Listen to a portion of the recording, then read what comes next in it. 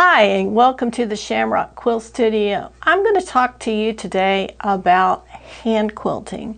And we've covered hand quilting a couple of times on the show, and we've talked about some different subjects. But one thing I don't think we've talked about enough is how we hand quilt. In other words, are you doing it on a floor frame? Are you doing it in a lap quilt, a floor standing hoop, or a handheld hoop? There are so many choices, and I'm going to give you a little bit of information from my perspective right after this.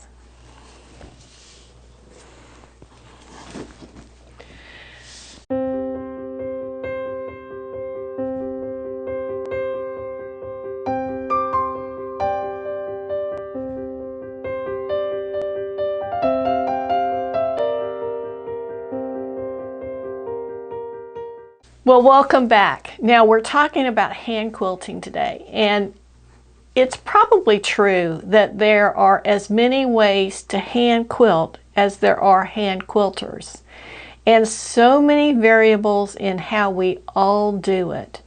There's an old-fashioned way, there's a modern way. There are no hoop proponents, there are hoop proponents, there's people that only quilt on their floor frame. So many options. But I wanted to tell you a little bit about the tools that I use and the hoops that I use. Now, I do have a Grace Easy 3 frame, and I do love it. I struggled a bit with the ergonomics of that, but I am beginning to find new ways of positioning it so it works best for me. And when I'm quilting on that frame, the pattern of quilting matters too. Because if I am quilting in lots of round designs or arcs or things like that, sometimes a floor frame doesn't work the best for me. If I'm quilting in long straight lines, either horizontal or vertical, the floor frame seems to work pretty well and allows me to get a lot of quilting done without having to move anything or having to roll it.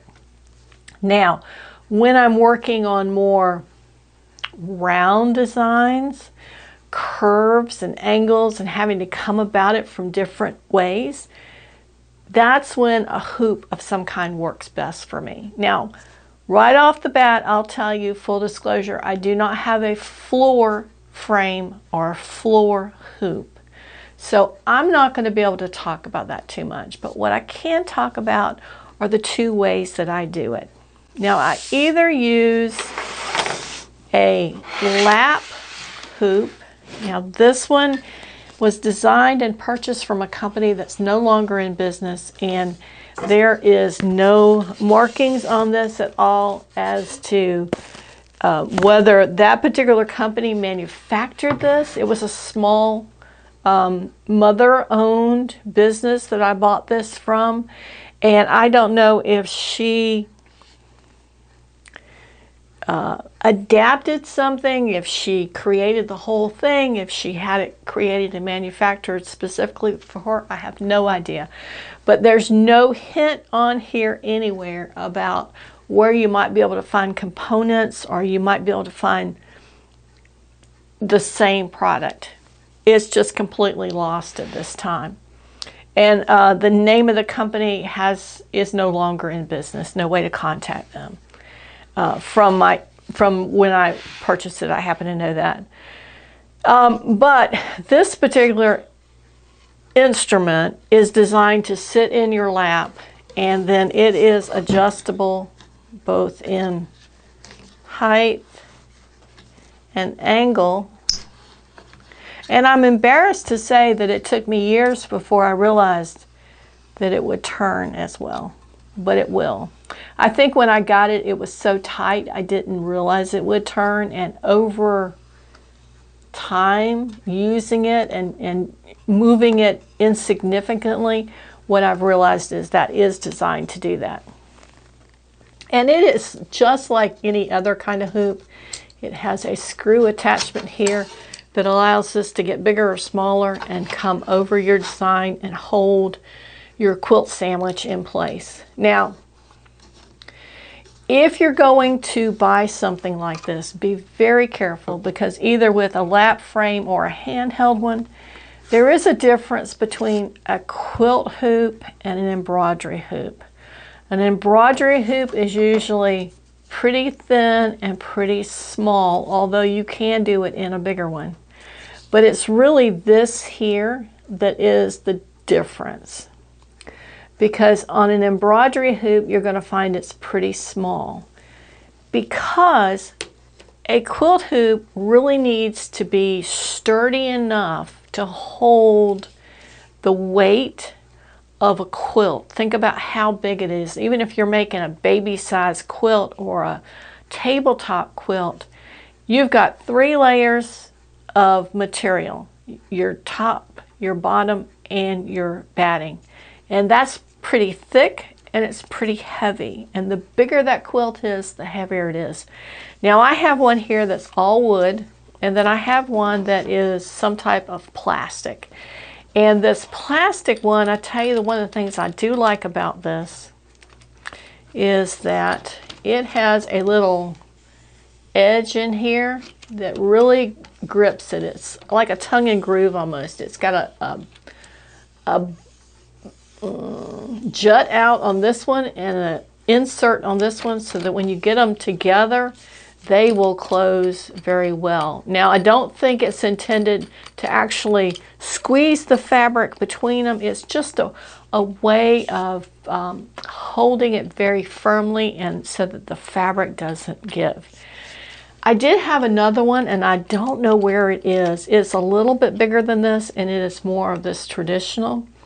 I suspect it may have broken, but I need to do a little digging and find out if it's just been misplaced.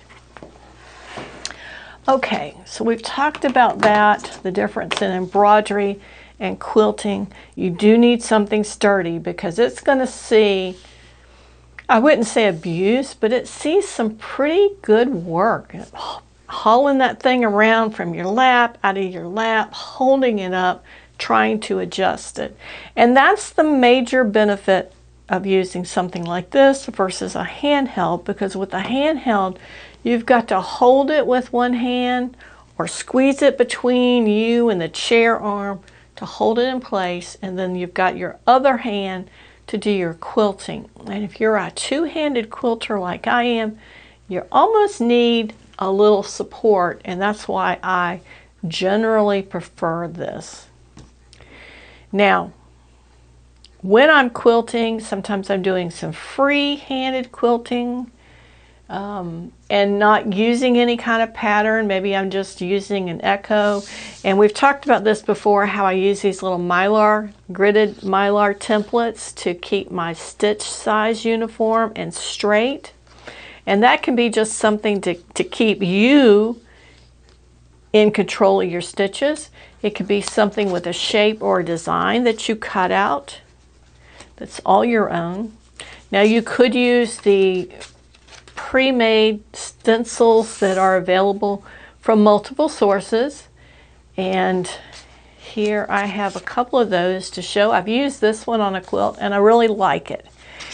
The challenge that you have with these is it available where you need to shop and when you need to get it? Is it the right size? Because some of these are great designs, but they're either too small or they're too big. And then you may be forced to look into how can you modify that or make your own. And I finally found this one. This is one that I made on my own. And it is a modification of a design that I saw. And what I did was I took a line drawing of something I really liked, and I simplified it enough so that I could use it as a quilting stencil. And that's what I did. And I use these little holes in the corners as ways to secure it to the fabric when I'm quilting. And interestingly enough, it fits within the top of my hoop. So if I can pin the whole thing down and stitch that whole design before I have to move it. And that was important to me as well. You want something big enough that you're not constantly having to move your fabric, but not so big that it's heavy on you if you're sitting in your lap or hard to move. Now, one of the other things that I would have loved to have seen on a hoop like this is sometimes it is a little difficult to put this in your lap. And ladies, if you have the same issue that I do, as you get older, you find that you don't have quite as much lap as you used to. So what might have been really helpful in this design is a way to extend the height of this section right here, so that you could actually literally sit on this and have room for your thighs, and then this part would come above your thighs so that you could hold that lap hoop steady and have it high enough to work on, because you know you're going to want to work at this level, not at this level, and you need enough room here to accommodate the ability to tilt it and so forth. I don't know if they make those, and I really am not familiar with what's out there right now because I've not had to buy one. But I suspect that if you needed something like that, you probably could modify this if need be, or just go in a different direction to figure out what you needed. This one has worked really well for me, and it's probably 15 to 20 years old. So it's seen a lot of work, and it's seen a lot of use, and I'm very happy with it. I've had no problems with it. I am reasonably careful with it. When I finish with it, I fold it up very compactly and put it someplace that's not going to fall on itself or get crushed or something like that, because if it gets broken, it's no good anymore, right? So that's worked really well for me. And then, of course, this is your own creativity is the only thing that's going to limit that. And just to finish it up, I want to go back to one thing I said before, and that is about working with a hoop with no stand. And you've got to really figure out how you're going to work it. How are you going to hold that in place while you quilt? And that becomes the primary reason why I don't end up using these, because I feel like I'm wrestling it all the time. It's, you know, with this you've got the issue of all the extra fabric and where does it go and how do you get your hands underneath it and that. But with this you've got that extra concern of what's holding it up. You've got to hold it up somehow.